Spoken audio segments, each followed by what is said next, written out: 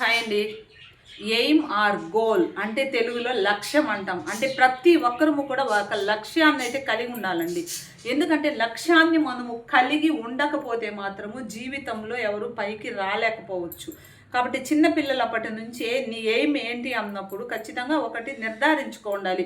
ఒక డాక్టరా, లేకపోతే ఐఏఎస్ఆ, ఐపీఎస్ఆ, లేకపోతే మంచి బిజినెస్ మ్యానా ఏదనేది మనము అయితే నిర్ణయించుకొని ఉండాలండి. ఖచ్చితంగా ఎయిమ్ అనేటువంటిది లేకుండా మాత్రము ముందుకైతే వెళ్ళలేము. ఎందుకంటే ఒక పని నేను చెయ్యగలను అనేటువంటి ఆత్మవిశ్వాసం ఎప్పుడైతే మనకు ఉంటుందో ఖచ్చితంగా మనము మంచి ప్రణాళికలను రూపొందించుకొని మనము ఆ ఎయిమ్‌నైతే మనము సాధించుకోవచ్చు అన్నమాట.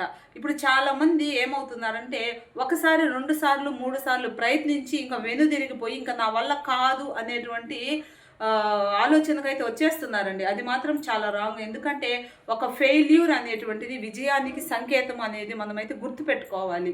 ఖచ్చితంగా మొదటి మెట్టు, 2 మెట్లు ఎక్కంది మనం పై మెట్టు వరకు ఎక్కలేం కదా! అందువల్ల ఇప్పుడు పిల్లలున్నారు, పడుతూ లేస్తూ ఉంటారు. చివరికి వాళ్ళు ఎలా ఉంటారు? పరిగెత్తే స్థాయికి వస్తారనమాట. కాబట్టి చిన్న పిల్లలైన అందరికీ నేను చెప్తూ ఉన్నాను, ఒక ఎయిమ్‌నైతే మీరు ఉంచుకోవాలమ్మా. మీ ఎయిమ్ అంటే మీ గోల్ ఏంటి అని మీ మ్యామ్స్ కానీ ఇంట్లో వాళ్ళు కానీ అడిగినప్పుడు మీకు ఏదైతే ఇష్టమో దానినైతే చెప్పాలి. అంతవరకు చేరేంత వరకు నిరంతరమైనటువంటి శ్రమను మీరు ఖచ్చితంగా చేయాల్సి వస్తుందన్నమాట. చాలామందిని అయితే నేను చూస్తూ ఉంటాను, ఏదో అంతా పోగొట్టుకొని ఏదో అయిపోయినట్టుగా బిహేవ్ చేస్తూ ఉంటారు పిల్లలు. కానీ అలా ఉండాల్సినటువంటి అవసరమే లేదు. నీకు ఏది ఇష్టమో, ఉద్యోగం అనే కాదండి, ఎంతోమంది బిజినెస్ మ్యాన్స్ అయ్యి ఎంతో ఉన్నతమైనటువంటి స్థాయికి వెళ్ళిన వారు ఎంతోమంది ఉన్నారు కదా. కాబట్టి ఏది మీకు ఇష్టమో దానిని మీరు చూస్ చేసుకొని దానిని అధిరోహించేటువంటి విధంగా మీరు మార్గదర్శకాలను రూపొందించుకోవాలని అయితే నేనైతే చెప్తున్నాను. ఇప్పుడు మంచిగా ఫోకస్ పెట్టాలి, మంచి డైరెక్షన్ ఉండాలన్నమాట. ఎయిమ్ని సాధించాలి అంటే ఖచ్చితంగా డైరెక్షన్ అవసరము, ఫోకస్ అవసరం అండి. తర్వాత అదేవిధంగా మోటివేషన్ అవసరము. తర్వాత ఇంకా ముఖ్యంగా ఉండవలసింది ఏంటంటే ఆత్మవిశ్వాసం, వారి మీద వారికి నమ్మకం అనేటువంటిది ఖచ్చితంగా ఉండాలి. కొంతమంది అయితే గృహిణులే ఇంట్లో చదువుకునే మంచి మంచి ఉద్యోగాలు తెచ్చుకున్న వాళ్ళు ఎంతమంది ఉన్నారు చెప్పండి. ఈ మధ్య కాలంలో ఒక పాప 23 సంవత్సరాల పాప 16, 19 ఉద్యోగాలని కొట్టిందంటండి. అదేంటి ఉద్యోగాలు అనేది నాకైతే ఐడియా లేదు, కానీ గవర్నమెంట్ జాబ్స్ను అంత బాగా అమ్మాయి ప్రిపేర్ అయ్యి అన్ని జాబ్స్ తెచ్చుకుంది. మామూలుగా అంటూ ఉంటాం కదా, ఒక జాబ్ వస్తే చాలు అనుకుంటాం, కానీ ఆ పాపకు 16, 19 తెలియదండి, నాకు మర్చిపోయాను. అన్ని ఉద్యోగాలను ఆ పాప తెచ్చుకుందన్నమాట. కానీ చిన్ననాటి నుంచి ఫౌండేషన్ అనేటువంటిది చాలా ముఖ్యమండి.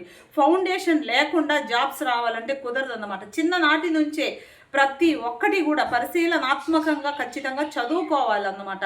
అనేక రకాల బుక్స్ను మనము చదవాల్సి ఉంటుందన్నమాట. ఆ విధంగా చదివినప్పుడు ఖచ్చితంగా అండి ఎటువంటి జాబునైనా కూడా కొట్టగలరు అన్నమాట. ఆ రోజులలో ఎంతోమంది అసలు పెద్ద పెద్ద ఉద్యోగాలు తెచ్చుకున్న వాళ్ళు ఉన్నారన్నమాట. మా పెద్దనాన్నగారు ఒక ఆయన ఉన్నాడు, ఐఏఎస్ అయ్యారన్నమాట. నా మ్యారేజ్ టైంలో వచ్చారు మా పెద్దనాన్నగారు.